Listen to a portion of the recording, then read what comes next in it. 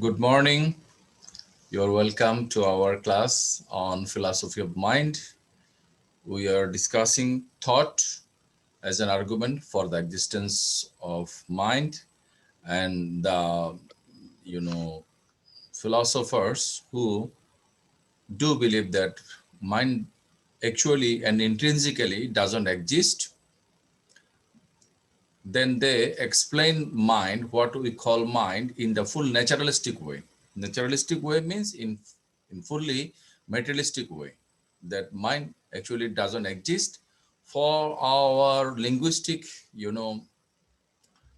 benefit, we use. Hello, any problem? For our linguistic benefit, we actually use the word mind to denote some kind of our behavior. We are actually what we are in our behavior, and our thoughts are also um, identical with our behavior. Whenever I am talking, it's a verbal behavior, and this verbal behavior is produced in my brain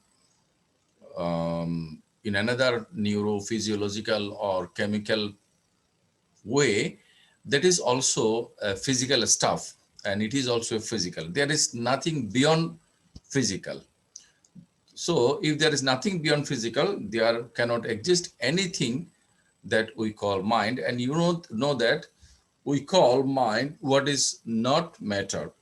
So the question that we are searching for in the whole course is whether mind does exist, or we can say this in this way, whether materialism is right or wrong.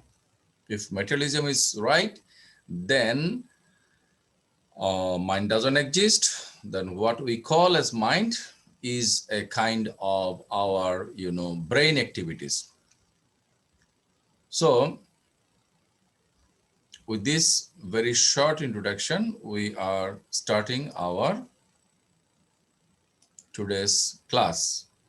Before I start, I would like to ask you, the participants are there, whether you have any misunderstanding and question about our previous lectures, very briefly.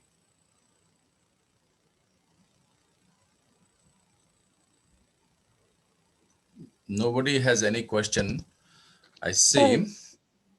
Please. Sir আমাকে একটা কাজ দিছিলেন ওই যে functionalism আর বিহেভিয়ারিজমের ডিস্টিংশনটা। Oh, did you do it? তুমি কি এটা করেছো? জি স্যার করছি। তোমাকে এখন বলতে বললে কি কিছু বলতে পারবে? স্যার হ্যাঁ পারবো। আচ্ছা আচ্ছা, very nice, very nice. Now our student Tahmina will be speaking on the distinction between functionalism and behaviorism. Tahmina, please sir feel free. তুমি কি বুঝছো তুমি বলো, তোমার মতো করে বলো। Okay sir, thank you sir. Behaviourism এবং ফাংশনালিজমের যে ডিস্টিংশনটা ওটা বুঝতে হলে আগে আমাদেরকে বুঝতে হবে হচ্ছে বিহেভিয়ারিজম আর ফাংশনালিজম জিনিসটা কি। বিহেভিয়ারিজমের মধ্যে দুই ধরনের বিহেভিয়ারিজম আছে, একটা হচ্ছে ফিলোসফিক্যাল বিহেভিয়ারিজম আর একটা হচ্ছে মেথোডোলজিক্যাল বিহেভিয়ারিজম। ফিলোসফিক্যাল যে বিহেভিয়ারিজম ওটা মূলত আলোচনা করে সাইকোলজিতে বা এরকম ইয়াগুলোতে, আর মেথোডোলজিক্যাল বিহেভিয়ারিজমটাই হচ্ছে আমাদের মূলত আলোচনার বিষয়। বিহেভিয়ারিজম অনুসারে মানে হচ্ছে আমি আমি যা আমার আচরণের সমষ্টি হচ্ছে আমি, মানে আমাকে যখন কোনো এনভায়রনমেন্টাল ইনপুট দেওয়া হবে আমার মেন্টাল স্টেটটা হচ্ছে আমার বিহেভিয়ারাল আউটপুট, মানে আমি কিরকম আচরণ করছি এটার উপর ভিত্তি করে আমার মাইন্ডের অবস্থাটা যাচাই করা হচ্ছে। যেহেতু বিহেভিয়ারটা পুরোপুরি একটা ফিজিক্যাল একটা ব্যাপার, সুতরাং মাইন্ডও ফিজিক্যালি হবে, সুতরাং আমাদের মাইন্ডটা হচ্ছে মূলত ম্যাটেরিয়াল টার্মে। তো এদিক থেকে মানে বিহেভিয়ারিজমরা ম্যাটেরিয়ালিজমকে সাপোর্ট করতেছে। তারপর আসতে হচ্ছে ফাংশনালিজম। ফাংশনালিজম আমরা আগে আগে আলোচনা স্যার তো করেছেনই যে মানে কোন একটা জিনিসকে আমরা কিসের তৈরি সেটা দিয়ে না, মানে সেটা কিভাবে ফাংশন করতেছে সেটার উপর ভিত্তি করে আমরা বুঝবো যে জিনিসটা কিরকম। তো মানে ফাংশনালিজম জিনিসটা হচ্ছে হোয়াট আই ডু, আমি কি করছি, এটাই হচ্ছে ফাংশনালিজমের ডেফিনেশন। তো না, আমাকে এই ইনপুট গুলা দিবে, আমি এই ধরনের বিহেভিয়ারটা বা বিহেভিয়ারাল আউটপুটটা দিচ্ছি। সুতরাং এটা মূলত একটা ফাংশনাল একটা আলোচনা করছে। তো এদের মধ্যে যে বিহেভিয়ারিজম আর ফাংশনালিজম দুটোটা অনেকটা একই রকমই মনে হচ্ছে, মানে এনভায়রনমেন্টাল ইনপুট দিচ্ছি, মেন্টাল স্টেট, তারপর ওটা প্রসেস হয়ে বিহেভিয়ারাল আউটপুট আসছে, দেখতে অনেকটা একই রকমই মনে হচ্ছে। কিন্তু এদের মধ্যে একটু পার্থক্য আছে, সেটা হচ্ছে বিহেভিয়ারিজমের মধ্যে ওরা যেটা বললো যে এটা পুরোপুরি একটা ফিজিক্যাল একটা জিনিস, কিন্তু অনেক সময় দেখা যায় আমার বিহেভিয়ারে যা আছে তা আমার এন্টিটির মধ্যে নাই, আবার যেটা আমার এন্টিটির মধ্যে আছে সেটা আমার বিহেভিয়ারের মধ্যে নেই। যেমন একটা উদাহরণ দিই, যেমন দেখা যাচ্ছে আমার সামনে এমন একজন ব্যক্তি দাঁড়ায় আছে যাকে আমি টোটালি পছন্দ করি না, কিন্তু আমি তাকে পছন্দ করি না সেটা আমি আমার আচরণের মাধ্যমে দেখাতে পারবো না। আমার মেন্টাল স্টেট এটাও কাজ করতেছে যে তাকে হার্টও আমি করবো না, আবার তাকে আমি অপছন্দও করি। তো আমি তার সাথে এমন একটা বিহেভিয়ার দেখাচ্ছি যে হ্যাঁ, মানে ঠিকঠাক ভাবে কথা বলতেছি, কিন্তু সে তো জানে না যে আমার মেন্টাল স্টেটের মধ্যে কি আছে। তো দেখা যাচ্ছে আমার বিহেভিয়ার আর এন্টিটির মধ্যে একটা গ্যাপ থেকে যাচ্ছে। আর ফিজিক্যাল ফাংশনালিজম যেটা, সেটা দেখা যাচ্ছে আমাদের মানে মাইন্ডটাকে পুরোপুরি ফিজিক্যাল একটা টার্মের মধ্যে নিয়ে আসতে পারে। এখন বলতে পারে যে অনেক সময় তো দেখা যায়, মানে অনেকে প্রশ্ন করতে পারে কেমনে সম্ভব যে ফাংশনালিজম কি আসলে কি পিওরলি ফিজিক্যাল কিনা। সেক্ষেত্রে আমি স্যারের একটা কথা দিয়ে বলবো, সেটা হচ্ছে indetermination of identity doesn't mean that it's non existent. তো আমি একটা জিনিসকে ইনডিটারমিনেশন করলাম, তো এর মানে নয় যে জিনিসটার ফাংশনটা ওটা না। তো এদিক থেকে ফাংশনালিজম বিহেভিয়ারিজম থেকেই অনেকটাই বেটার, মানে অনেক ফিজিক্যাল একটা টার্মে নিয়ে আসতে পারে মাইন্ডটাকে। ও এতটুকু, আচ্ছা আচ্ছা আচ্ছা, ও ফাইন। তুমি এই জিনিসটা যে তৈরি করেছো, তুমি মানে প্রিপারেশন নেওয়ার ক্ষেত্রে কিসের হেল্প নিছো, কিভাবে নিতে? স্যার আমি আপনার ওই যে যুক্তিয় জীবন থেকে ম্যাটেরিয়ালিজমের ভিডিওটা দেখছিলাম, তারপর হচ্ছে ওই যে ম্যাটেরিয়ালিজমের আপনি মানে আমাদের ইমিডিয়েট সিনিয়রদের যে ক্লাসগুলো নিচ্ছিলেন ওগুলার অডিওটা শুনছিলাম। আচ্ছা আচ্ছা আচ্ছা, so thank you very much for your preparation. I do have a few question for you. Before that, তোমার ক্লাসমেটরা তোমাকে কিছু জিজ্ঞেস করবে কিনা? Anyone?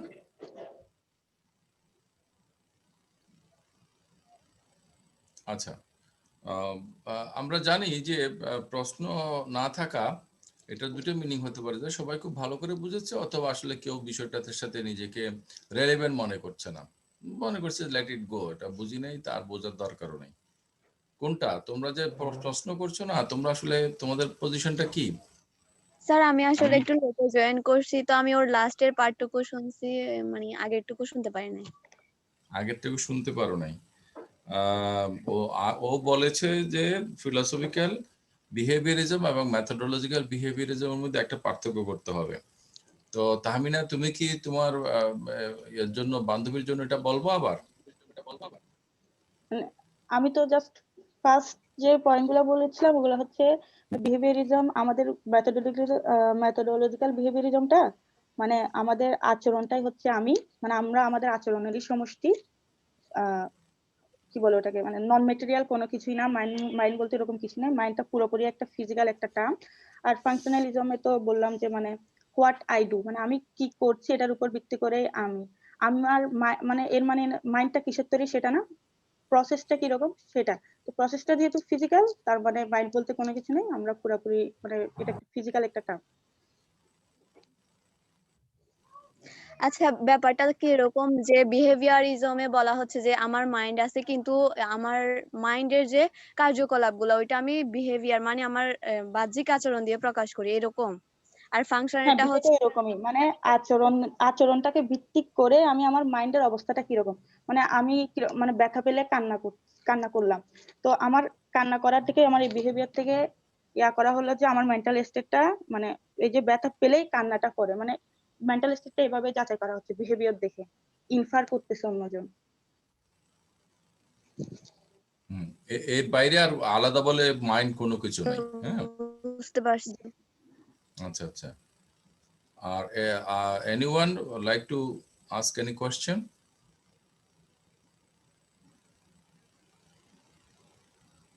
তোমাদের প্রশ্ন নাই? আচ্ছা, আমি কি পারাসকে একটু জিজ্ঞেস করতে পারি যে actually what do you understand on this topic, the difference between behaviourism and functionalism?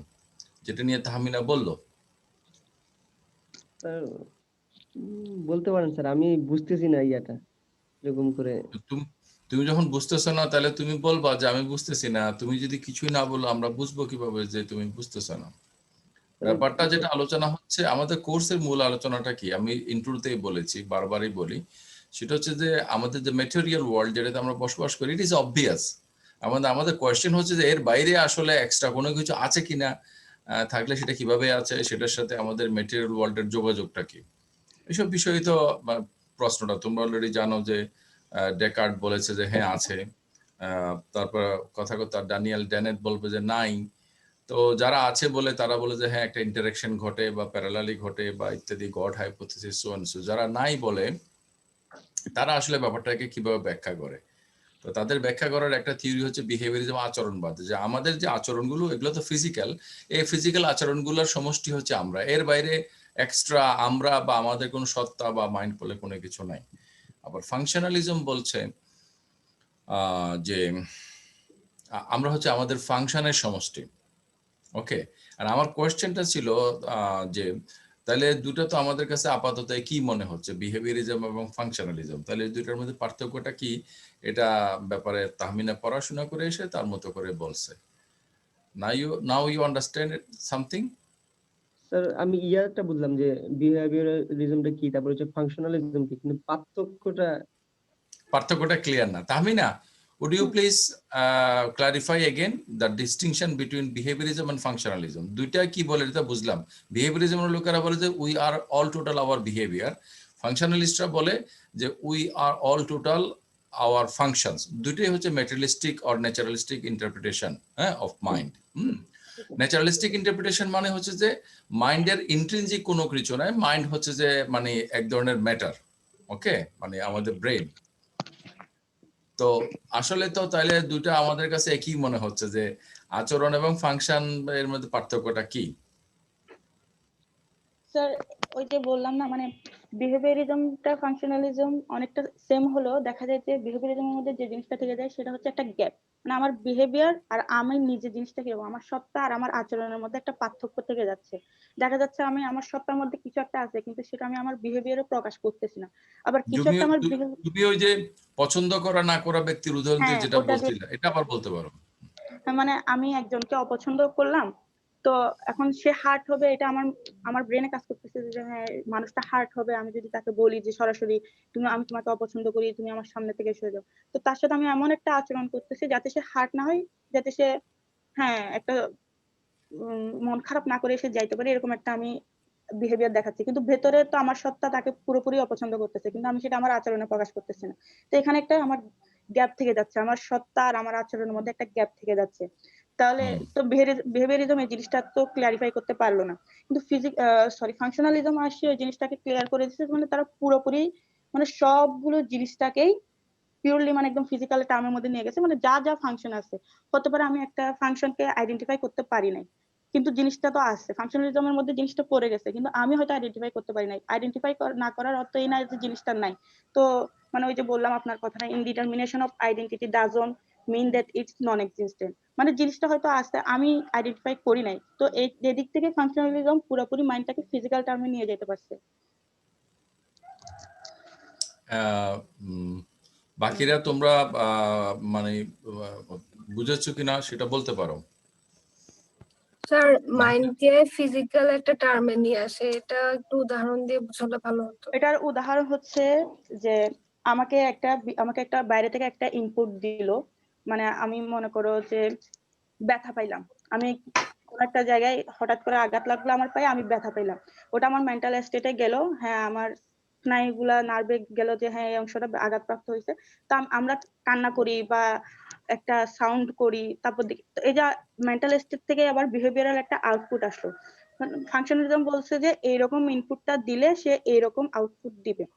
তো এই জন্য এটা পুরোপুরি একটা ফিজিক্যাল একটা টার্মে চলে গেছে, মানে মেন্টাল স্টেট যে নন ফিজিক্যাল এরকম না, এটা ফিজিক্যালি। তো এদিক থেকে এদের মধ্যে একটু মিল দেখা যায় বিহেভিয়ারিজম আর ফাংশনালিজমের মধ্যে, আমি এটাই বলছি। মানে এখানে ওই কথাটা ও যেটা বলতে চেয়েছে যে আমাদের থট এবং আমাদের বিহেভিয়ার, হ্যাঁ, দুইটার মধ্যে যে গ্যাপ হয়, তো আমরা যদি বিহেভিয়ারটাকে যদি যোগ করি আমাদের সত্তাকে মানে কনস্ট্রাক্ট করার জন্য, তাহলে আমাদের মানে বিহেভিয়ারটা আসছে যেখান থেকে, থট থেকে, হ্যাঁ, ওটা তো বাদ থেকে যায়। হ্যাঁ, তো এটাই নাকি তাহমিনা? হ্যাঁ, মানে ওইটা মানে বিহেভিয়ারিজমে বাদ থেকে গেছিল, কিন্তু ফাংশনালিজমে আসি ওরা ওটাকেও মানে ওরা বলে দিচ্ছে যে তুমি আইডেন্টিফাই করতে পারো না, এর অর্থ ওই না যে জিনিসটা এভাবে ফাংশন করবে না, ওটা করে ওভাবে ফাংশন।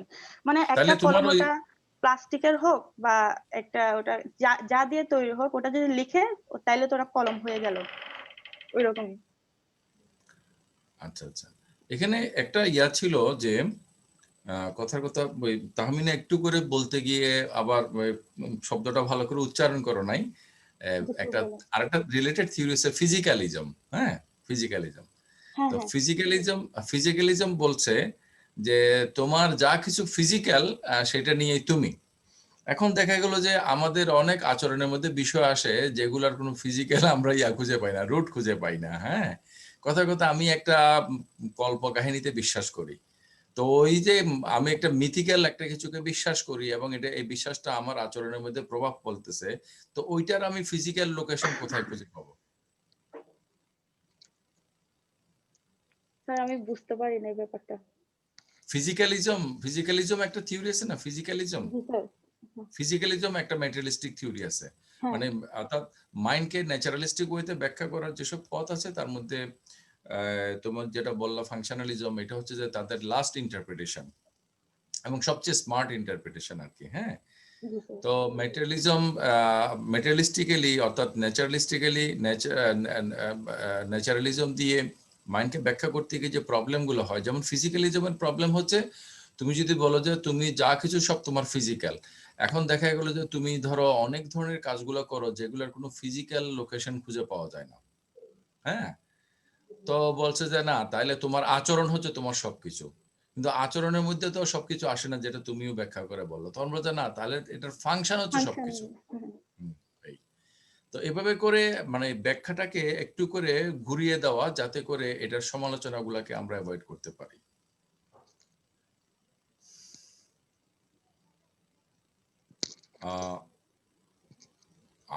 আমি আমার কাছে মনে হচ্ছে স্টিল আমাদের পার্টিসিপেন্টদের অনেকের কাছে বিষয়গুলো ক্লিয়ার না। এখন আমরা কি করব, তোমাদেরকে ক্লিয়ার করতে গেলে তো আমাদের সময় শেষ হয়ে যাবে। সারাদিনের ক্লাস বলে একটা জিনিস যদি চালু করা যাইতো সারাদিনের স্কুলের মতো, তাহলে তোমাদেরকে বোঝানো যাইতো। এখন তোমরা নিজেরা যদি বারবার করে বুঝতে চাইতে, পড়াশোনা করতে, তাহলে এখানে এসে আমরা ইন্টারেকশন করে আলাপ আলোচনা করে সেগুলোকে ক্লিয়ার করে আমরা একটা আন্ডারস্ট্যান্ডিং নিতে পারতাম। কিন্তু তোমরা এখন সোনার ছেলে মেয়েরা, রাজপুত্র রাজকন্যারা আসছো ক্লাস করতে, অনলাইন ক্লাস। এখন কি করা, তোমাদেরকে তো কিছু বলা যায় না। আর বললেও বা কি লাভ, তোমাদের যারা ক্লাসমেট আছে তোমরা 44 এখানে উপস্থিত আছো, তোমাদের টোটাল তোমাদের স্টুডেন্ট সংখ্যা আই থিঙ্ক এটা এর চেয়ে আরো বেশি, অর্থাৎ টোটাল স্টুডেন্ট কত 100-র বেশি হবে না? জি স্যার, 130 এরকম। 130, তাহলে 130-এর মধ্যে 45 জন উপস্থিত, মানে কত পার্সেন্ট বাপ্পা?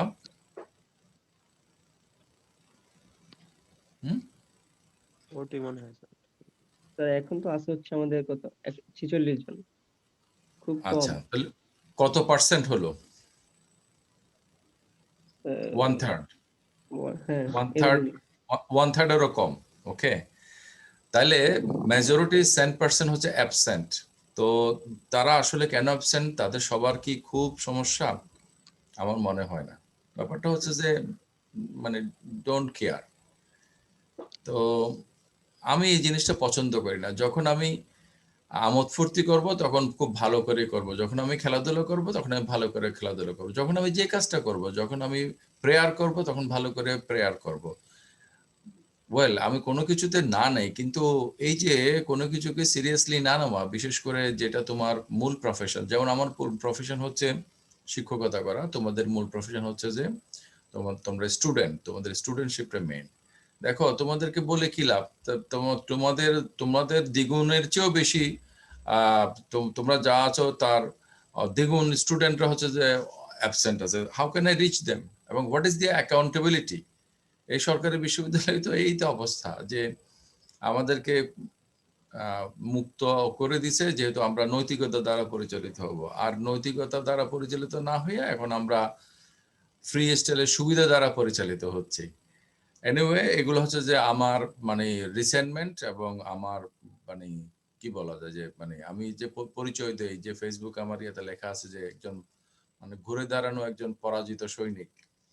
তো আমি কেন নিজেকে ডিফিটেড ফিল করি, হ্যাঁ, এইসব হচ্ছে যে আমার মানে ডিফিটেড ফিল করার জায়গাগুলা, যে আমরা একটা নৈতিক মান তৈরি করতে পারিনি। আমাদেরকে আইন যেটা বাধ্য করে সেটা আমরা করি। হ্যাঁ, এনিওয়ে, সেগুলো বলে আমাদের নির্দিষ্ট সময় এ করে লাভ নাই। আমাদের অবস্থা হয়েছে যে মানে ধর্ম প্রচারকদের মতো, যে যারা বলে তাদের কথা কেউ শুনলে শুনলো, না শুনলে না শুনলো, কিছু আসা যায় না। এনিওয়ে, আমি তাহমিনাকে ধন্যবাদ জানাই যে তাহমিনা এই বিষয়টা বোঝার চেষ্টা করেছে এবং এটা প্রেজেন্ট করেছে। তাহমিনা, তুমি যেটা নোট তৈরি করেছো সেটার উপর তুমি একটা লেখা তৈরি করে আমাকে পাঠাবে। আচ্ছা স্যার। তাহলে আমি তোমার এটাকে সংশোধন করে দেব বা এটার উপর আমরা একটা আলোচনা করতে পারি। হ্যাঁ, আমরা যে স্টুডেন্টদের সাথে যে আলোচনা করছি, ফোর্থ ইয়ারের স্টুডেন্টরা থাকে, তোমাদের ইয়ারেরও অনেকেই থাকে, সেরকম একটা আলোচনাতে তুমি এটা ইয়ে করতে পারো, প্লেস করতে পারো। ওকে, আপনি কি এই ফ্রাইডে নেন না এটা? জি, ফ্রাইডে থেকে আলোচনাটা নেন নাই? কোন আলোচনাটা বুঝি নাই তুমি? এই আপনি তো ফোর্থ ইয়ারের স্টুডেন্টের সাথে যেটা নেন আর স্যার কি। ফ্রি ডিসকাশনের কথা বলতেছি। হ্যাঁ হ্যাঁ, ওটা ফ্রি ডিসকাশন বা ফ্রি সেমিনার যেভাবে বলো না কেন, এটা যে কেউ প্রেজেন্ট করতে পারে, তোমরাও করতে পারো। আর তাহমিনা যদি এটার উপর প্রিপারেশন নেয় তাহলে কিছুদিন পরে, 2-1 সপ্তাহ পরে সে হয়তো এটার উপর একটা আলোচনা প্রেজেন্ট করতে পারবে। তো তাহমিনা, তুমি প্রস্তুতি নিতে থাকো, তুমি ভালোই বলো, আরো প্রস্তুতি নাও, তুমি লেখো, আমি আমার কাছে পাঠালে আমি তোমাকে এটা কারেকশন করে দেবো, ঠিক আছে? জি স্যার। আর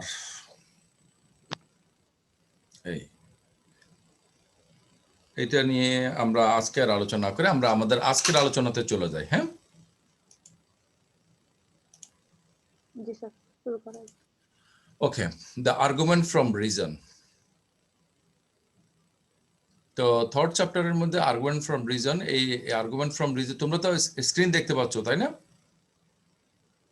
জি স্যার, দেখা যাচ্ছে। হ্যাঁ, এটা CS Lewis, Karl Popper, Alvin Plantinga, William Hasker, তারা এইটার পক্ষে বলেছেন। এই আলোচনাতে আমাদের শুরুতেই যেটা মনে রাখতে হবে, দ্য ডিফারেন্স বিটুইন মিনিং এবং কজাল প্রসেস।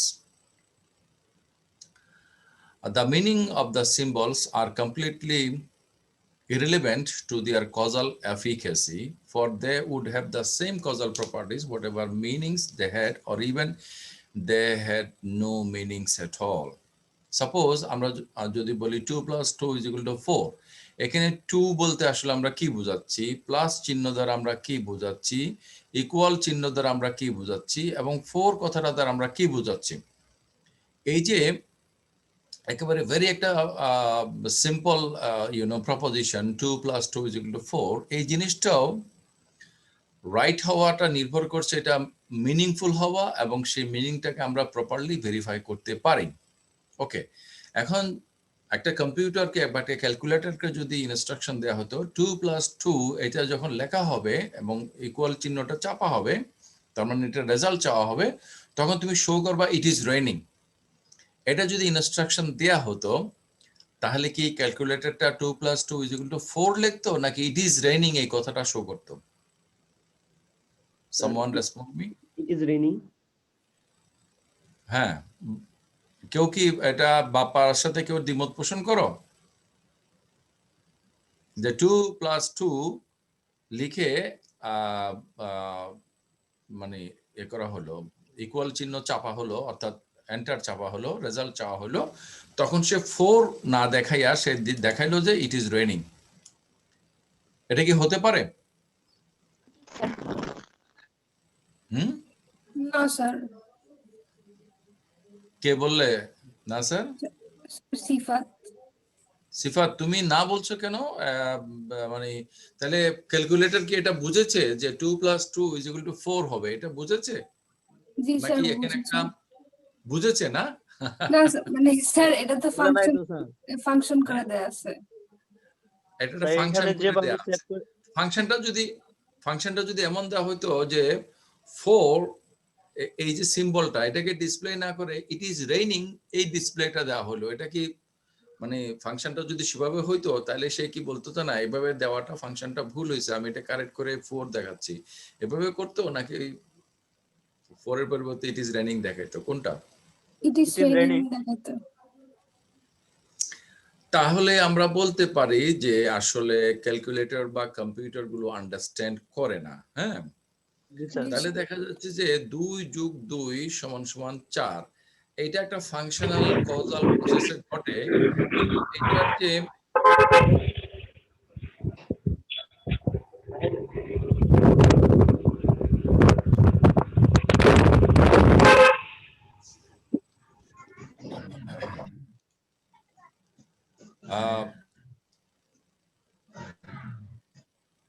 এটার যে এইটার যে মিনিং 4 বলতে আমরা যেটা বোঝাই এটা কিন্তু কজাল প্রসেস না। এখানে মূল কথাটা হচ্ছে যে এই কথাটা কজাল প্রসেস মিনিং এর জন্য সাফিসিয়েন্ট কিনা এটা আমরা আলোচনা করতে চাইবো।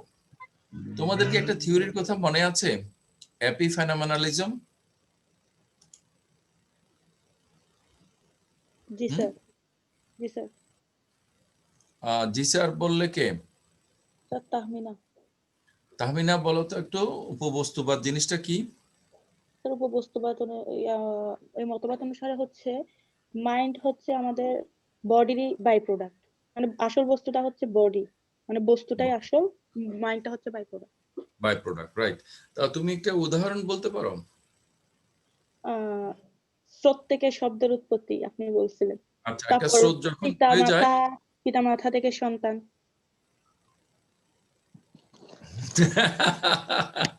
পিতামাতা সন্তানের প্রোডাক্ট বলা যায়, বাই প্রোডাক্ট বলা তো মুশকিল। স্যার যেমন হয়েছে বাই প্রোডাক্ট হিসেবে, মানে বাই প্রোডাক্ট তারপর আবার স্বতন্ত্র হয়ে গেছে।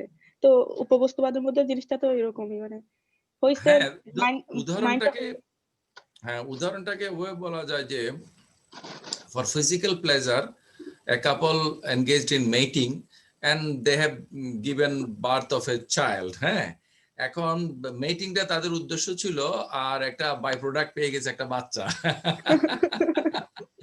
আবার অন্যভাবে কিন্তু ব্যাপারটা বাচ্চাটা যদি প্রোডাক্ট হয় তাহলে মেটিংটা বাই প্রোডাক্ট হয়ে যায়। হ্যাঁ, কারণ মেটিং ছাড়াও মানে বাচ্চা আর হতে পারে, মানে আর্টিফিশিয়াল আমরা যদি কনসেপশন যদি চিন্তা করি। হ্যাঁ, এনিওয়ে আরেকটা সুন্দর উদাহরণ হতে পারে যে কেউ জামা কাপড় বানালো এবং কিছু জামা কাপড় এক্সট্রা থেকে গেল, জুট কাপড় যেটা আমরা বলি, সেটা দিয়ে সে এটাও একটা হতে পারে বাই প্রোডাক্ট। তাহলে উপবস্তুবাদ। এখন মাইন্ডটা কি, এখন মাইন্ড আছে এই কথাটা যারা বলে তাদের মধ্যে কথার কথা মাইন্ড নাই এই কথাটা কারা বলে?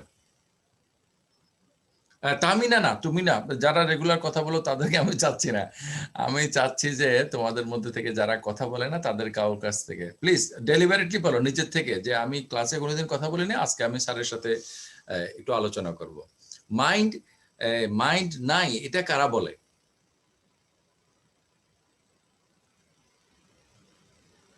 স্যার যারা ম্যাটেরিয়ালিজমে বিলিভ করে। কে তামিনা বলছো?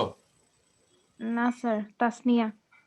Tasnia, right. Tasnia, welcome, fine. Tasnia বলো। স্যার যারা ম্যাটেরিয়ালিজমের উপর বিশ্বাস করে তারা বলে হচ্ছে মাইন্ড নাই। ম্যাটেরিয়ালিজমকে যারা বিশ্বাস করে তারাও মাইন্ড নাই এই কথাটা বলে না। তাসনিয়া এই কথাটা মনে রাখবা, বাকিরাও সবাই মনে রাখবা। কিন্তু তারা মাইন্ড আছে এটা সবাই বলে, কিন্তু মাইন্ডটা ইন্ট্রিনজিক্যালি মানে আসলেই আছে, মানে স্বতন্ত্রভাবে, এইটা মনে করে কিনা যারা বস্তুবাদের সমর্থক তারা মনে করে মাইন্ডটা ইন্ট্রিনজিক্যালি এক্সিস্ট করে না। ওকে, জি স্যার। অর্থাৎ তারা যেমন মনে করো আচরণবাদীরা বলে যে আমাদের মাইন্ড হচ্ছে আমাদের আচরণের সমষ্টি, বা আমরা আলোচনা করলাম ফিজিক্যালিজম, আমাদের ফিজিক্যাল বৈশিষ্ট্যের সমষ্টি, বা ফাংশনালিজম যারা বলে আমাদের ফাংশনগুলোর সমষ্টি। আমরা যে বস্তুবাদ যদি দেখি তাহলে বস্তুবাদের দুইটা ধরন হতে পারে, একটা হলো মাইন্ড বলে আসলে কোনো কিছু নাই, এটা হলো এলিমিনেটিভ ম্যাটেরিয়ালিজম। আর একটা হলো যে আমরা মাইন্ড বলতে যেটাকে বোঝাই বাহ্যিকভাবে সেটা বডি থেকে আলাদা বটে, কিন্তু মাইন্ড বলতে যেটা বোঝায় সেটাকে যদি আমরা রিডিউস করে নিয়ে আসি তাহলে শেষ পর্যন্ত আমরা যেটা পাবো সেটা হচ্ছে একটা বস্তু। ওকে, তাহলে মাইন্ড নাই এই কথাটা কেউ বলে না, কিন্তু মাইন্ডটা কি স্বাধীন স্বতন্ত্রভাবে আছে? সেক্ষেত্রে বস্তুবাদের পক্ষে যারা তারা কি বলবে তাসনিয়া? স্যার তারা বলবে হচ্ছে মানে স্বাধীন অংশটার ক্ষেত্রে হয়তো মাইন্ড নাই। হ্যাঁ, হয়তো না, নিশ্চিতভাবে নাই, হ্যাঁ স্বাধীনভাবে নাই। হ্যাঁ, হ্যাঁ স্বাধীনভাবে নাই। স্বাধীনভাবে নাই। স্যার তাহলে আমি খুব আসলে মানে গুছিয়ে বলতে স্বাধীনভাবে পারছি যদি না। না থাকে, স্বাধীনভাবে যদি না থাকে তাহলে কি মানে যে এলিমিনেটিভ ম্যাটেরিয়ালিজম যেটা বলছে মাইন্ডকে এলিমিনেট করা, তারা কি আসলে মাইন্ডকে সম্পূর্ণ অস্বীকার করে, নাকি মাইন্ডকে তার একটা বাই প্রোডাক্ট হিসেবে বলে যে স্রোতের বাই প্রোডাক্ট হচ্ছে ফেনা? হ্যাঁ, যেমন জামা কাপড়ের বাই প্রোডাক্ট হচ্ছে জুট কাপড়। হ্যাঁ, হুম, স্যার ওরা এটাকে বাই প্রোডাক্ট হিসেবেই মানে বলে। সবাই বলে না, সবাই বলে না। যারা এই যে আমরা যে হ্যাঁ হলুদ হলুদ যে এটা দেখতেছো মার্কার, এপিফেনোমেনালিজম, অর্থাৎ জি এপিফেনন মানে জি হলো স্যার। উপরি, একটার উপরে আরেকটা, একটা ফেনোমেননের উপরে যখন আরেকটা ফেনোমেনন হয় তখন আমরা বলি এটা ফেনোমেনন। তাহলে আমরা ফেনোমেনন বা আচরণ যেটা দেখতে পাচ্ছি এইটারই এক ধরনের বহিঃপ্রকাশ হচ্ছে মাইন্ড। তাইলে তোমরা এটা মনে রাখবা যে মাইন্ড আছে, কিন্তু মাইন্ড স্বতন্ত্রভাবে নাই, এটা বডির উপর নির্ভরশীল। আচ্ছা, আর ডেকার্ট যেটা বলেছেন যে বডি মাইন্ড দুইটাই আলাদা, এবং কখনো বডি মাইন্ডের উপরে, কখনো মাইন্ড বডির উপরে ইনফ্লুয়েন্স করে, ইন্টারাকশন করে। তো আর এপিফেনোমেননের কথা হচ্ছে যে বডি মাইন্ডকে ডিটারমিন করে, কিন্তু মাইন্ড বডিকে ডিটারমিন করে না। মানে ওয়ান ওয়ে অলওয়েজ কি দেহ মনকে প্রভাবিত করে, কিন্তু মন দেহের উপর তার কোনো প্রভাব নাই। কারণ মনের প্রভাব দেহের উপরে, দেহের প্রভাব মনের উপরে, দুটোই যদি হয় তাহলে তো এটা হবে ডেকার্টের ক্রিয়া প্রতিক্রিয়াবাদ, তাই না তাসনিয়া? জি স্যার। আর যদি তাহলে ডেকার্টের যে ডুয়ালিজম এটাকে আমরা বলি সাবস্টেন্স ডুয়ালিজম, অর্থাৎ দুই ধরনের সাবস্টেন্স, একটা হলো মাইন্ড, একটা হলো বডি। ওকে, বডির আছে এক্সটেনশন আর মাইন্ডের আছে থট। এটা হলো ডেকার্টের কথা। তো আর যারা বস্তুবাদী, বিশেষ করে যারা এপিফেনোমেনালিজমকে সঠিক মনে করে, তারা মনে করে mind is the by product of body. তাহলে বডি মাইন্ডকে ইনফ্লুয়েন্স করে, কিন্তু মাইন্ডের কোনো কিছু নাই বডির উপরে। তাহলে বডি মাইন্ড রিলেশনটা হচ্ছে একতরফা। আসলে আমরা যেটা মাইন্ড বলছি এটা একটা এপিফেনোমেনন। এটা আসলে এটাকে আমরা রিডিউস করে যদি দেখি তাহলে আলটিমেটলি এটা হচ্ছে বডি।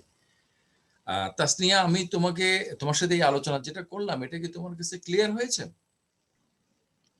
স্যার ক্লিয়ার হয়েছে, কিন্তু মানে মাইন্ডের বডিকে ডিটারমাইন না করার বিষয়টা আমি মানে এখনো চিন্তা করতেছি। মানে মাইন্ড যদি বডিকে ডিটারমিন করে তাহলে মাইন্ডও একটা আলাদা মানে কার্যকর জিনিস। তো আচ্ছা ওটা স্যার, বললে তো আচ্ছা তারা স্যার, মেটেরিয়ালিস্ট থাকলো না, ওটা বললে আচ্ছা তো আচ্ছা তারা স্যার, তো ডেকার্টের মতো ডুয়ালিস্ট হয়ে যাবে। আচ্ছা স্যার এবার বুঝছি। তো সেজন্য তারা বলে যে বস্তুর দুই ধরনের প্রপার্টি আছে। এই যে তোমরা এখানে দেখতে পাচ্ছ হাইলাইট করা আছে প্রপার্টি ডুয়ালিজম। প্রপার্টি ডুয়ালিজম হচ্ছে এই যে এপিফেনোমেনালিজম সাথে একই কথা, অর্থাৎ বস্তুর দুই ধরনের প্রপার্টি আছে। বস্তুর বস্তুগত প্রপার্টি, বস্তুর এমন ধরনের কিছু বস্তুগত প্রপার্টি যেগুলোকে আমরা মাইন্ড বলি। Okay, now you are clear? জি স্যার, এখন ক্লিয়ার। ক্লিয়ার নয় এটা বলতে গিয়ে লজ্জা লাগতেছে না? না না স্যার, লজ্জা লাগতেছে না। এই লাইনটা যখন আপনি এখন মানে একটু আগে যে বললেন যে তখন সেটা হচ্ছে ওরা মাইন্ডটাকে মানে মাইন্ড যে একটা স্বাধীন সত্তা সেটাকে স্বীকার করে মানে স্বীকার হয়ে যাবে, এই কারণে হচ্ছে এটা বলার পরে বুঝছি বিষয়টা। মাইন্ড যদি বডিকে ইনফ্লুয়েন্স করে তাহলে মাইন্ডও বডির মতো একটা সত্তা যেটা বডির সাথে একসাথে কাজ করে। কিভাবে করে এটা তো তারা ব্যাখ্যা করতে পারে না, তারা মনে করে এজন্য তারা গডের কথা নিয়ে আসছে যে গড এটা ঠিক করে দিছে। ওকে, এখন যারা মনে করো বস্তুবাদী, তারা বলবে যে না, মাইন্ডটা হচ্ছে একটা বাই প্রোডাক্ট, এটা এপিফেনোমেনন। এখন সমস্যাটা হচ্ছে যা এর আগে আমরা যে থিওরিটা আলোচনা করছি, CRTT, computational and representational theory of thought. Okay, তাহলে এই যে মনে করো এই কজাল প্রসেসে কম্পিউটারকে যদি বলা হয় যে 2 + 2 = 4 না বলে তুমি দেখাইবা একটা মনে করো গোলাপ ফুল, তাহলে ওই অ্যালগরিদম ফলো করে সে কি 4 এই সিম্বলটা দেখাইতো নাকি গোলাপ ফুল দেখাইতো?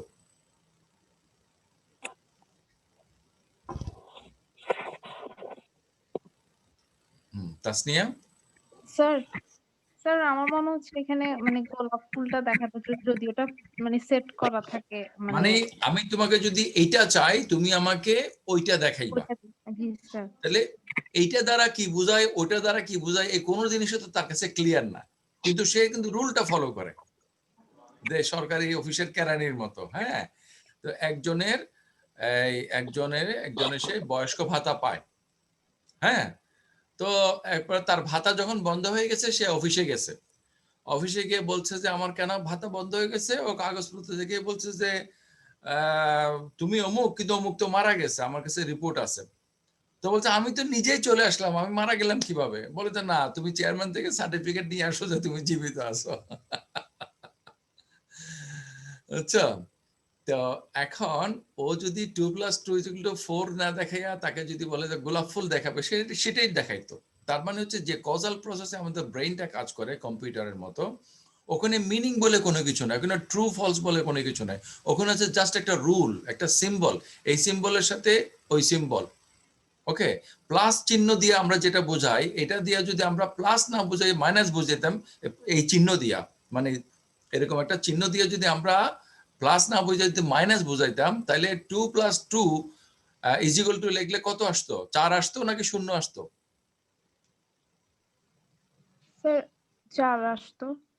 হুম, 2 + 2 প্লাস চিহ্ন দিয়ে আমরা যেটা বোঝাই, প্লাস চিহ্ন দিয়ে কি বোঝাই? এডিশন বোঝাই না? জি এই স্যার। প্লাস চিহ্ন, এই সিম্বলটা দিয়ে আমরা এডিশন না বুঝে যদি আমরা যদি সাবট্রাকশন বুঝাইতাম, মানে মাইনাস বিয়োগ বুঝাইতাম, তাহলে 2 + তাহলে 2 এটা লিখলে কি 4 আসতো না 0 আসতো? স্যার যদি এখানে তো স্যার এক্ষেত্রে হচ্ছে প্লাস চিহ্ন যখন থাকবে তখন একটা মানে জিনিস শো করবে, আর যদি মাইনাস থাকলে সেটা অন্য জিনিস শো করবে। হ্যাঁ, কিন্তু প্লাস কিন্তু বলতে তারা আমরা বলে যেটা দিচ্ছে বোঝাই, এডিশন, এই জি স্যার। প্লাস চিহ্ন দিয়ে যদি এডিশন না বোঝায়, যদি সাবট্রাকশন বোঝাই, তাহলে জি এই প্লাস চিহ্ন লেখার পরে রেজাল্টটা কি 4 হবে নাকি 0 হবে? 0 হবে 0 হবে স্যার। স্যার। এক্স্যাক্টলি সেটা। ছেলেদের মধ্যে কে জানে বললো 0 হবে? স্যার আমি মুরাদ। মুরাদ। হ্যাঁ মুরাদ, জি স্যার। তোমার সাথে কি একটু কথা বলতে পারি? জি স্যার। ভালো হ্যাঁ, আছেন স্যার? ঠিক। সাইফিল আছে নাকি? না সংকোচ স্যার। আছে? আচ্ছা, না সংকোচ স্যার। নাই। থাকো, আচ্ছা, মাইক্রোফোন অন রাখো। তাহলে এখন আমাদের মিনিং গুলো যদি আমাদের মানে কজাল প্রসেসে, যে আমাদের বিহেভিয়ারটা তো একটা কজাল প্রসেস, তাই না? আমি যে কথা বলছি এটা আমার ব্রেন থেকে কমান্ড আসছে না, কিন্তু জি ব্রেন স্যার। থেকে আমার যে কমান্ডটা আসছে সেখানে আমি কথাটাকে রাইটলি বলছি না রংলি বলছি, এটার মিনিংটা ঠিক আছে কিনা, এই চিন্তাগুলো এই চিন্তাগুলো কি কজালিটির মধ্যে আছে নাকি কজালিটির বাইরে? আমার মানে সেন্স অফ রাইটনেস, রংনেস, আমার নলেজ, আমার অনেক কিছুর মধ্যে আছে। মুরাদ, জি কই স্যার। কথা বলছো না তো? সাইফিলনেস নাই তো, কথা জি বলতে স্যার। হবে তো। আচ্ছা, এখানে তোমরা কি একটা দেখতে পাচ্ছ? আমার এই যে একটা গ্রাফ দেখতে পাচ্ছ? জি স্যার। একটু দ্রুত রেসপন্স করতে হবে তো, আমাদের সময় তো শেষ হয়ে যাচ্ছে। আচ্ছা, ঘটনাগুলোর মধ্যে যখন আমরা একটা কোরিলেশন করি যে এই ঘটনার সাথে ওই ঘটনা একসাথে ঘটছে, তার মানে কি আমরা বলবো এই ঘটনাটা কারণ? মনে করো না স্যার। আমি বজ্রপাতের শব্দ শুনলাম এবং বিদ্যুৎ চমকানো দেখলাম। আচ্ছা, তাহলে এখন আমি কি বলবো যে বজ্রপাতের এই শব্দটা বিদ্যুৎটা চমকাইছে, এটা বলবো? দুটা ঘটনা যদি একসাথে ঘটে থাকে, না স্যার। তাহলে আমরা বলবো এটা কোরিলেশন, মানে এটার সাথে এটা। মনে করো তুমি যে বছরে একটা ভালো কিছু করেছো, সেই বছরে অন্য একটা ঘটনা ঘটেছে। হ্যাঁ, তুমি একটা সুন্দর পাখি দেখেছো আর একজন পরিচিত লোকের সাথে তোমার দেখা হয়ে গেছে। আচ্ছা, তাই যদি হয় তাহলে কি তুমি বলবা পাখিটার কারণে তুমি লোকটার সাথে দেখা হয়েছে এটা বলবা? না স্যার। আচ্ছা, তার মানে হচ্ছে যে ঘটনাগুলোর মধ্যে কোরিলেশন কিন্তু ঘটনাগুলোর কারণ না, কজাল না। এই যে এটা যেটা দেখতে পাচ্ছ, ওকে? হুম। জি স্যার। জি স্যার। আচ্ছা, আবার মনে করো তুমি একটা গাড়িতে উঠছো, তো গাড়িতে উঠছো কিভাবে উঠছো? মনে করো হেঁটে উঠছো, পায়ে হেঁটে উঠছো, ওকে? তাহলে তুমি গাড়িতে কিভাবে উঠছো? পায়ে হেঁটে উঠছো। উঠার পরে কি করছো? তুমি বসছো। কিন্তু আসলে গাড়িতে তুমি উঠছো কি জন্য? কোন এক জায়গায় যাওয়ার জন্য। তুমি কি আমার কথা শুনছো? জি স্যার, সমস্যা হয়েছিল তো, হ্যাঁ, এখন ঠিক এখন আছে। তুমি যে গাড়িতে উঠছো যাওয়ার জন্য, জি তোমার স্যার। এই যে কারণটা, সেই কারণটা কি তোমার গাড়িতে ওঠার যে প্রক্রিয়া সেটার মধ্যে আছে?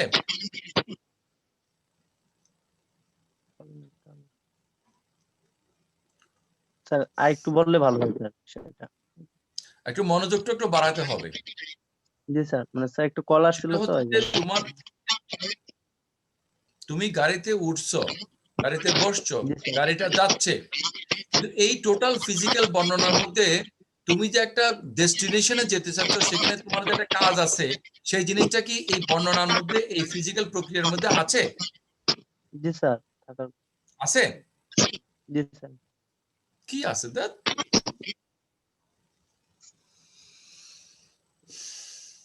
আমি আচ্ছা, তোমার মাইক্রোফোন অফ করো। তামিনা, তুমি কি শুনছো? জি স্যার, শুনতে পাচ্ছি। এখন মনে করো তুমি চায়ের কেটলিতে পানি দিয়া ফুটাইলা, তো পানিটা কেন ফুটতেছে? টেম্পারেচার বাড়ছে। জি স্যার। টেম্পারেচার কেন বাড়ছে? নিচের থেকে হিট জেনারেট হচ্ছে, হিট গুলা গিয়ে সেখানে হচ্ছে চায়ের কেটলি। এখন তুমি যে চা বানানোর জন্য যে চায়ের কেটলিটা চুলার উপরে দিয়েছ, তুমি যে ইউনিভার্সিটিতে আসার জন্য ঘর থেকে বেরিয়ে গাড়িতে উঠছো, এটা কি গাড়িটার মধ্যে আছে? না, সেটা গাড়িটা গাড়িটার মধ্যে কেন থাকবে? এটা তো আমার পানি মধ্যে। যে ফুটতেছে, চা বানানোর তোমার যে উদ্দেশ্য, সেটা কি পানির মধ্যে আছে নাকি তোমার মধ্যে আছে? সেটা তো আমার মধ্যে, পানির মধ্যে তো না। সেটাই আমি বলতে চাচ্ছি যে কোন একটা কজাল প্রসেসে কোনো কিছু বর্ণনা করলে সেটার যে রিজন সেটা আসে না। আর রিজনের মধ্যে তুমি কেন আসলে চা খেতে চাচ্ছ, হতে পারে যে তোমার একটু ক্লামজি ফিল হচ্ছে, তুমি ভালো লাগার জন্য খাচ্ছ। অথবা তুমি কেন ইউনিভার্সিটিতে আসতে চাচ্ছ, কারণ তুমি আসলে লেখাপড়া করতে চাচ্ছ। কথা কথা তুমি লেখাপড়া কেন করতে চাচ্ছ? হতে পারে যে তুমি জ্ঞান অর্জন করতে চাচ্ছ, অথবা তুমি জীবিকা উপার্জনের জন্য একটা মানে কোয়ালিটি অর্জন করতে চাচ্ছ। তাহলে তোমার এই যে পারপাস, এটা কি রিজনের মধ্যে আছে? পারপাসটা রিজনের মধ্যে পাওয়া যাচ্ছে না। পাওয়া যাচ্ছে না। তুমি যে স্যাটিসফ্যাকশন চাচ্ছ, এর স্যাটিসফ্যাকশনটা চা না খেয়ে অন্য কিছুর মাধ্যমে তো হতে পারে, পারে না? পারে স্যার, সেটা তোমার কফিও হতে পারে। আলটিমেট যেটার মানে যেটা হাইয়েস্ট রিজন, মানে তোমার যেটা পারপাস আমরা বলি, ওই পারপাসটা কিন্তু রিজনের মধ্যে নাই। আবার তোমার রিজনটা তোমার কজাল প্রসেসের মধ্যে নাই, আর কজাল প্রসেসটা তোমার কোরিলেশনের মধ্যে নাই। বুঝতে জি পেরেছো? স্যার। জি স্যার। মানে সব ঘটনাগুলো কিন্তু কোরিলেটেড না, কিছু কিছু ঘটনা কোরিলেটেড। আবার কোরিলেটেড হলেই সে যে কজাল হবে এমন না। এমন। এটা এটা ঘটনার জাস্ট কাকতালীয় মিলও হতে পারে, কিন্তু কজাল হলো যে এটা হলে ওইটা হবে। কিন্তু এইটা হলে যে ওইটা হয়, এটার মধ্যে কিন্তু আমাদের এটা করার যে রেশনালিটি, এটার করার যে রাইটনেস রংনেস, এটা থাকে না। আবার রাইটনেস রংনেসের উপরে আমাদের আরেকটা জিনিস থাকে, এটা আমাদের পারপাস, আমাদের ইন্টেনশনালিটি, তাই না? তাহলে জি স্যার। আমি এই কথাগুলো এখানে কেন বললাম, যে আমরা যখন কোন একটা ঘটনাকে ব্যাখ্যা করব, সেই ঘটনার ব্যাখ্যার মধ্যে আমরা যদি শুধু কজাল প্রসেসটা ব্যাখ্যা করি, তাহলে কজাল প্রসেসের মধ্যে তো তোমার রিজন পারপাস এগুলো নাই, আছে নাকি? জি স্যার, পাওয়া মনে যাচ্ছে করো না। তুমি তুমি যে খাচ্ছ, খাওয়ার প্রক্রিয়া আর তোমার যে স্যাটিসফ্যাকশন, তোমার খাওয়ার প্রক্রিয়ার মধ্যে কি স্যাটিসফ্যাকশন আছে? না, স্যাটিসফ্যাকশন তুমি আমার হচ্ছে খাচ্ছি আমি, বাট স্যাটিসফ্যাকশনটা হ্যাঁ, আমার মধ্যে, খাবারের রাইট মধ্যে না। রাইট। এখন মনে করো হ্যাঁ, আমরা যে আলোচনা করছিলাম, যদিও এই ধরনের সেন্সিটিভ বিষয় আলোচনা করার কথা না, সেটা হচ্ছে যে মনে করো এ কাপল ইজ মেটিং। এখন এই মেটিং এর প্রসেসের মধ্যে তাদের স্যাটিসফ্যাকশনটা আছে কিনা? আছে। মেটিং এর প্রসেসের মধ্যে নাই, কিন্তু প্রসেসে স্যাটিসফ্যাকশনটা নাই, তারা বাট মেটিং ওদের এর মধ্যে মাধ্যমে আছে। পায়। এখন মেটিং কে তুমি স্যাটিসফ্যাকশনটা তোমার যদি ব্রেইনের একটা যদি বলো যে আমার ব্রেইনের মধ্যে এই ধরনের কেমিক্যাল রিলিজ হয়েছে যার কারণে আমি বা আমরা স্যাটিসফ্যাকশন পেয়েছি।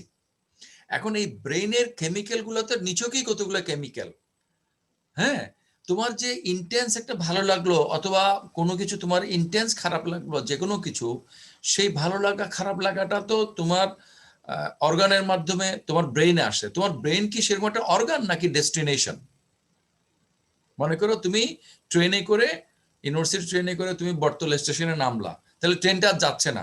এখন বটতলা স্টেশনটা কি তোমার বাড়িঘর নাকি বটতলা স্টেশন হচ্ছে তোমার বাড়িঘরে যাওয়ার একটা last destination? Sir last destination. Exactly. এখন কেউ যদি বলে যে জার্নিটা ওখানে গিয়ে শেষ হয়ে গেছে সুতরাং ওইটাই তার থাকার জায়গা, এটা একটা ভুল হবে না? জি স্যার, ভুল হবে। তেমনি আসলে আমরা কোনো কিছু কেন করি সেটার প্রপার রিজনটা কি, সেইটার জন্য আমাদের একটা ধারাবাহিক প্রসেস আসতে হবে। আমরা শুধুমাত্র যে মাঝখানে যেটা দেখছো কজাল প্রসেস, আমরা যদি শুধু কজাল প্রসেসের মধ্যে থাকি, কনফাইন থাকি, তাহলে আমরা কোনো কিছুকে সঠিকভাবে ব্যাখ্যা করতে পারি না। মনে করো Socrates is a man, okay, Socrates is a man. Socrates is a man এই কথা দ্বারা কি বোঝা গেল? এখানে তো মানে কিছু একটা বোঝা গেছে না, কি বোঝা গেছে সেটা প্রশ্ন বাধ্য, কিছু একটা বোঝা গেছে না কথাটা দ্বারা? জি স্যার। আচ্ছা, একটা মিনিংফুল সেন্টেন্সের মধ্যে অবশ্যই মিনিং থাকে, কিন্তু সেন্টেন্সের যে ফরমেশন, এই ফরমেশনটার মধ্যে মিনিংটা নাকি ফরমেশনটা রিড করে আমরা মিনিংটা পাই? ফরমেশন রিড করে আমরা মিনিংটা পাচ্ছি। ফরমেশনটা রিড করার যদি আমার ক্যাপাসিটি না থাকতো তাহলে তো তাহলে আমি মিনিংটা কি, আমি পেতাম। আচ্ছা মনে করো সক্রেটিস ইজ এ ম্যান এই কথাটা লেখা আছে কিন্তু ইংরেজি ভাষাটা সে জানে না, তার চোখের দৃষ্টি তোমার আমার মতোই, তাহলে সে কি কথাটা বুঝবে? না স্যার, সে তো আচ্ছা পড়তে পারতাম।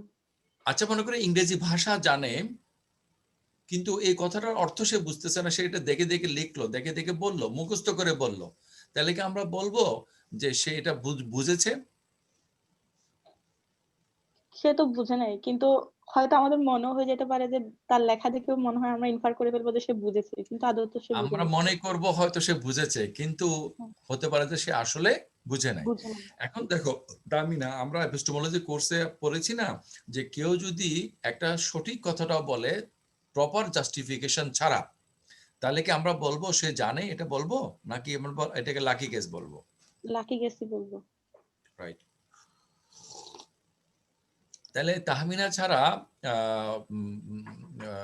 তাহমিনা বাপ্পারা যারা যারা কথা বলেছো তারা ছাড়া অন্য কেউ আমাকে একটু বলবে যে তাহমিনার সাথে আমি যে কথাটা আলোচনা করলাম সেটা কি তুমি বুঝেছো কিনা, বা না বুঝলে বলো যে আমি আবার বলবো। বুঝছি স্যার। আচ্ছা আচ্ছা, কি নাম বলছো? বুঝছি। সুজয় বৈদ্য স্যার। আচ্ছা আচ্ছা, কি কি জানি কি নাম বললাম? সুজয় বৈদ্য। সুজয়। সুজয়, জি sir. Sujoy, Sujoy, thank you for your response. আমি চাই যে ক্লাসটা হবে একটা লাইভলি ডিসকাশন।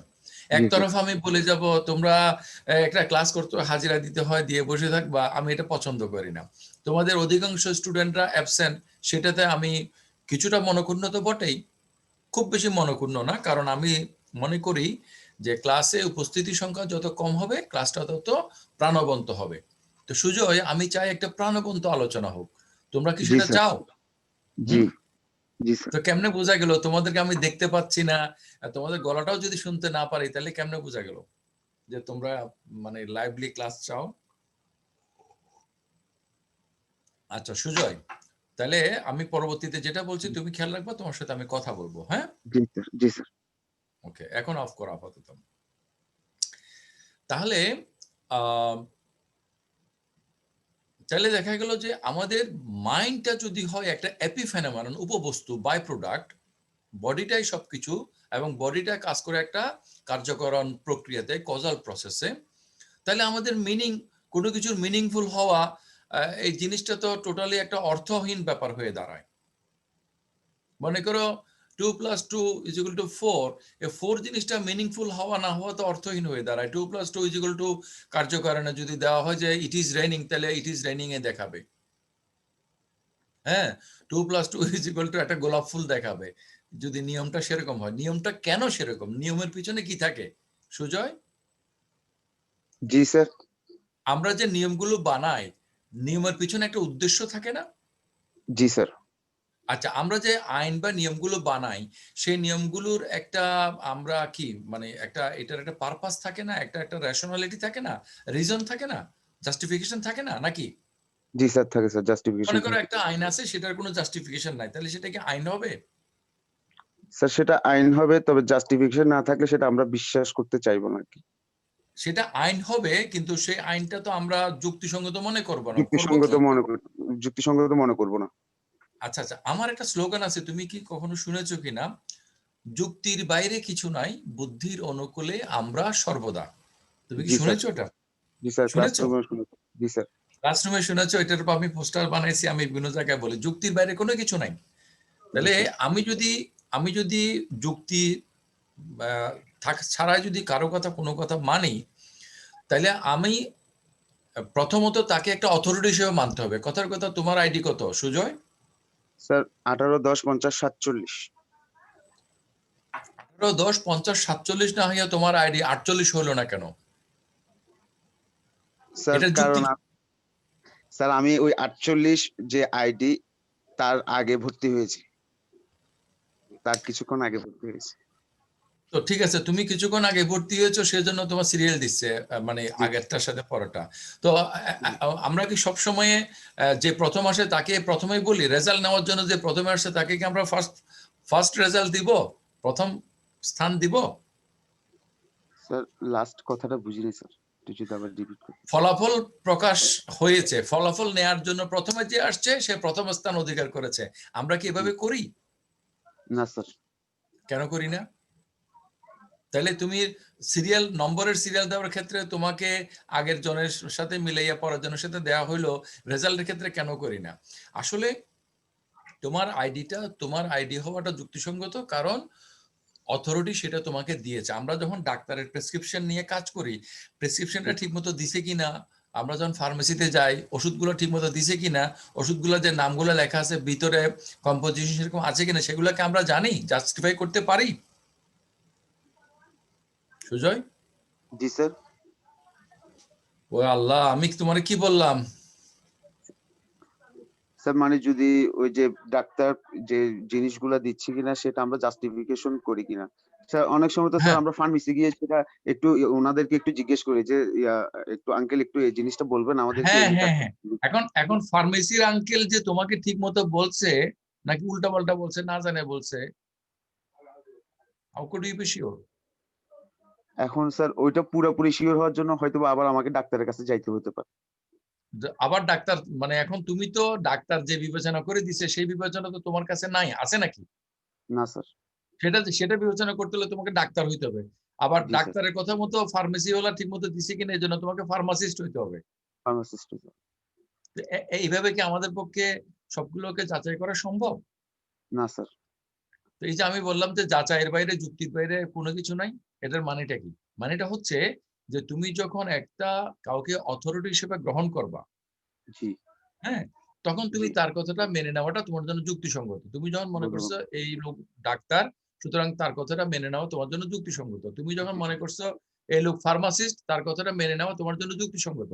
বরঞ্চ তুমি আরেকজন ফার্মাসিস্ট দিয়ে বা ডাক্তারকে দিয়ে তুমি একটু ভেরিফাই করতে পারো, কিন্তু ফুললি ভেরিফাই করা কি তোমার পক্ষে সম্ভব? না স্যার। তার মানে হচ্ছে আমাদের যাচাইয়ের ক্ষেত্রে কিন্তু আমাদের অভিজ্ঞতা জ্ঞানের সাথে অথরিটিও একটা ফ্যাক্টর। যেমন ইউনিভার্সিটি অথরিটি তোমাকে 47 আইডি দিছে, সেজন্য তোমার আইডি 47। জি। ওকে, তোমার আইডি 47 হওয়াটা কি যুক্তিসঙ্গত হয়েছে না যুক্তি বিরোধী হয়েছে? স্যার যুক্তিসঙ্গতই বলবো, কারণ যেহেতু অথরিটি কিন্তু আমাকে সেটা দিয়েছে। কিন্তু সেটা তুমি নিজে যাচাই করো নাই এবং বুদ্ধি দিয়েও তুমি কিন্তু করো নাই। তোমার জি আগের স্যার। জন যে 46 ছিল সেটা তুমি কি দেখেছো নাকি তুমি এটা অনুমান করছো? স্যার আমি দেখেছি, কারণ আমি আর সোহানি একসাথেই ভর্তি হয়েছিলাম। আচ্ছা আচ্ছা, যারা দেখে নাই তাদেরটা হয়তো আমি দেখি নাই, তবে আমি আর সোহানি কিন্তু প্রায় আগ পিছেই ছিলাম আর কি। হলো, কিন্তু সোহানির আগে কে ছিল সেটা তো তোমরা দেখো নাই। জি সিরিয়াল স্যার। মিলে যে দেয় সেটা তো তোমরা জানো না। আমার মূল জি। কথাটা হচ্ছে যে আমরা কোনো না কোনো ভাবে একটা জিনিসকে সঠিক বলার জন্য সেটাকে জাস্টিফাই করি। জি তো স্যার। কোনো একটা কিছু যদি সঠিক হয় তাতেও বলা যাবে না জ্ঞান তত্ত্বের দৃষ্টিতে সেটা আমি জানি, যদি না আমি সেটা যাচাই করি, যাচাই তাই না? করি। জি স্যার। আচ্ছা আচ্ছা, তাহলে এখন আমাদের কোনো একটা আচরণ যদি যথাযথ হয় কার্যকরণ প্রক্রিয়াতে, জি স্যার। তাতে কি বোঝা যাবে যে আসলে সেটা সঠিক হয়েছে, আমরা ঠিক করেছি, এটা বোঝা যাবে? না স্যার, যতক্ষণ না পর্যন্ত আমি পুরাপুরি জাস্টিফিকেশন করতেছি ততক্ষণ পর্যন্ত সেটা বোঝা যাচ্ছে না। আচ্ছা, এই যে আমরা এই আগের ক্লাসে আলোচনা করেছি যে থিওরিটা CRTT, computational and representational theory of thought, এটার মূল কথা কি তোমার মনে আছে সুজয়? স্যার আচ্ছা, আমি বলে দেব। জি স্যার একটু। মূল কথাটা হচ্ছে যে কম্পিউটারের মধ্যে মাইন্ড নাই, কম্পিউটারের মধ্যে কি আছে, হার্ডওয়্যার সফটওয়্যার আছে, যেটা Hardware, সফটওয়্যার ওটাও একটা ফিজিক্যাল মেটেরিয়াল স্টাফ, তাই না? জি স্যার। তাহলে আমাদের ব্রেইনটা হচ্ছে একটা ফিজিক্যাল স্টাফ। হ্যাঁ, জি, জি। আমাদের ব্রেইনটা কি ফিজিক্যাল নাকি নন ফিজিক্যাল? স্যার আমাদের ব্রেইন তো যেহেতু আপনি ফিজিক্যাল, জি স্যার, ব্রেইন তো একটা physical, all physical, physical, biological, তাই না? বায়োলজিক্যাল বায়োলজিক্যাল, যে কোনো জিনিসের তো ফিজিক্যাল। ফিজিক্যাল। তাহলে আমাদের ব্রেইন যদি কম্পিউটারের মতো কাজ করে, কম্পিউটারে যদি মাইন্ড না থাকে, তাহলে আমাদের ব্রেইনের মধ্যে মাইন্ড বলে কোনো কিছু নাই। মাইন্ড বলে যেটা কোনো আমরা কিছু মাইন্ড আছে বলে মনে করি সেটা আমাদের একটা মিস্টেক, ভুল বা ইলিউশন। নেই। ওকে, জি, জি স্যার। তাহলে আমাদের ব্রেন কি করে রিপ্রেজেন্ট করে? কথার জি, কথা, আমি যে সবসময় উদাহরণ দেই কলমের উদাহরণ। এখন এই কলমটার ধারণা আমার মাথার মধ্যে আছে, মাথার মধ্যে কি এই ফিজিক্যাল কলমটা আছে নাকি কলমের একটা রিপ্রেজেন্টেশন আছে? স্যার কলমের একটা রিপ্রেজেন্টেশন আছে, অর্থাৎ শেপটা কলমের যে এমন রিপ্রেজেন্টেশনটা আছে একটা কেমিক্যাল ফর্মে আছে, একটা একটা সিম্বল হিসেবে আছে, ওই সিম্বলটা কি ফিজিক্যাল না নন ফিজিক্যাল? ব্রেনের মধ্যে যা আছে সব তো ফিজিক্যাল বা মেটেরিয়াল, ফিজিক্যাল, ফিজিক্যাল। জি স্যার। রাইট? সেজন্য বলছে যে আমরা যেটাকে থট বলছি এটাও আসলে এক ধরনের physical staff, physical staff. Right? এটা হলো সিআরটিটি। তাহলে আমাদের যে চিন্তা বলি, আমাদের আমরা মন বলতে, মনের একটা বৈশিষ্ট্য হচ্ছে চিন্তা করা। তাহলে জি, চিন্তাটা কোথায় ঘটে? আমাদের ব্রেনের মধ্যে ঘটে। ব্রেনের মধ্যে আমাদের ব্রেনটি কি ফিজিক্যাল, ব্রেনের ফিজিক্যাল। মধ্যে কি ফিজিক্যালের বাইরে কোনো কিছু আছে? কোনো কিছু নাই। সুতরাং আমাদের চিন্তাটাও একটা ফিজিক্যাল ম্যাটার। তা আমাদের চিন্তা যদি ফিজিক্যাল ম্যাটার হয়, তাহলে চিন্তাটা আমাদের মনে বহিঃপ্রকাশ, তাহলে মনটাও একটা ফিজিক্যাল ম্যাটার। জি sir. This is the argument, CRTT. এবার জি, বুঝেছো? জি আচ্ছা, স্যার, জি স্যার। এখন এই সিআরটিটি যে রাইট, এই যে computational and representational theory of thought, CRTT, এটা যে সঠিক, এই যে সঠিক জিনিসটা, জি স্যার। এটা যদি মিনিংফুল না হইতো তাহলে এটা কি সঠিক হইতো? স্যার মিনিংফুল না হলেও কিন্তু জিনিসটা সঠিক হতো, কারণ সেটা একটা ধারণা স্যার। মনে করো একটা জিনিস আমার কাছে মিনিংফুল না, জি। তাহলে আমি কিভাবে বলবো হ্যাঁ এটা সঠিক হয়েছে, এটা রাইট হয়েছে অথবা রং হয়েছে, আমি কিভাবে বলবো? স্যার আমার ক্ষেত্রে যদি সেটা যদি মিনিংফুল নাও হয়, তাহলে ধরেন বাকি 10 জনের কাছে যদি সেটা মিনিংফুল হয়, তাহলে অবশ্যই সেটার একটা অস্তিত্ব আছে বা এটার একটা মিনিং আছে। কিন্তু সেটা ওই যে জ্ঞান তত্ত্বের কোর্সে একটু আগে যেটা আলোচনা করেছি, তো এই আজকের ক্লাসের মধ্যেও জি অনেকবারই স্যার। বলেছি, সেটা হচ্ছে যে কোনো কিছু যদি লাকিলি ট্রু হয় জি স্যার। উইদাউট লাকি জাস্টিফিকেশন, সেটা কিন্তু নলেজ হবে না। নলেজ হবে না, সেটা লাকি গেস। এটা আরেকটা ইয়াতে। আবার কোনো কিছু তুমি যদি মানে জাস্টিফাই করে বলো, জি স্যার। হ্যাঁ, জি স্যার। বুঝছো, জাস্টিফাই জি, করে বলো কিন্তু সেটা আসলে ট্রু না, তাহলে এটা হবে রং নলেজ। জি স্যার। ওকে, উইদাউট জি, জাস্টিফিকেশন, উইদাউট ভেরিফিকেশন কোনো কিছু জ্ঞান হবে না। জ্ঞান কিন্তু হবে না। আহ, কিন্তু তুমি তোমার মতো ভেরিফাই করছো, সেটা হবে না, সেটা আসলেই ট্রু হইতে হবে। কিন্তু সেটা জি, নিয়ে আবার আমাদের প্রশ্ন আছে যে আসলেই ট্রু, আমি জাস্টিফাইও করেছি, আমি সেটাকে অ্যাকসেপ্ট করি as cognitive agent, as knower, subject of knowledge, believe করি, জি, তাহলে কি জ্ঞান হবে? তো গেটিয়ার দেখাইছে যে কিছু কিছু ক্ষেত্রে কিন্তু এই তিনটা শর্ত পূর্ণ হলে জ্ঞান হয় না। তাহলে কি জি, সমস্যা, কিভাবে সমাধান করতে পারি? এটা নিয়ে গেটিয়ার প্রবলেম হিসেবে আমরা অনেক আলোচনা করেছি, জি স্যার। সেকেন্ড ইয়ারে স্যার করেছিলাম। সেকেন্ড ইয়ার করেছি, সেই জিনিসগুলো এখানে তোমাদের মনে করতে হবে। আমি একতরফা না বলে তোমাদের সাথে আলোচনা করতে গিয়ে অ্যাকচুয়ালি আজকের ক্লাসের সময়গুলো শেষ হয়ে গেছে। তো আমরা তো পণ করেছি যে আমরা 1 ঘন্টার বেশি পড়বো না। আবার মানে স্যারের দায়িত্ব হচ্ছে আমাদেরকে বুঝাই দেওয়া এখন যারা কোনো পড়াশোনা করে আসে নাই তাদেরকে আমরা কেমনে বুঝাই দেবো? দেখো, আমার এত বয়স হয়েছে, আমি কত বছর থেকে ফিলোসফি পড়ছি, পড়াচ্ছি,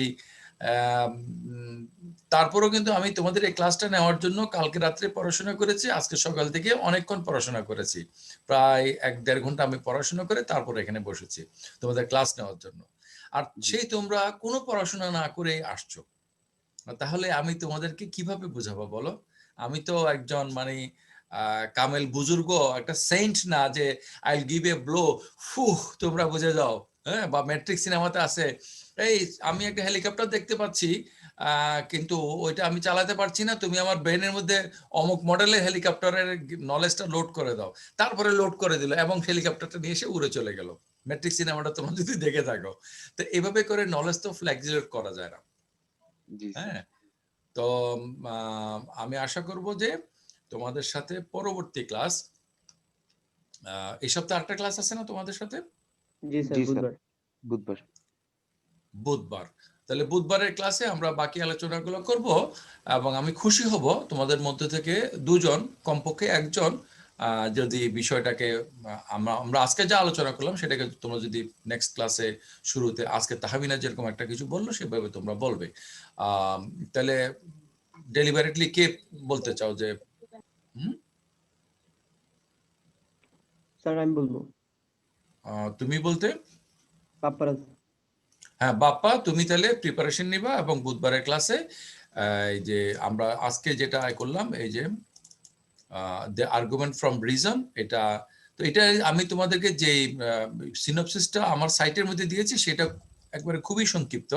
তো আজকে আমি একটু এটাকে বাড়িয়েছি, এটা আমি আপলোড করে দেবো, সেখান থেকে নিয়ে করতে পারো, অথবা তোমাকে আমি পার্সোনালি দিয়ে দেবো, অথবা দুইটাই করব। তুমি ভালো করে প্রিপারেশন নাও, পড়ো।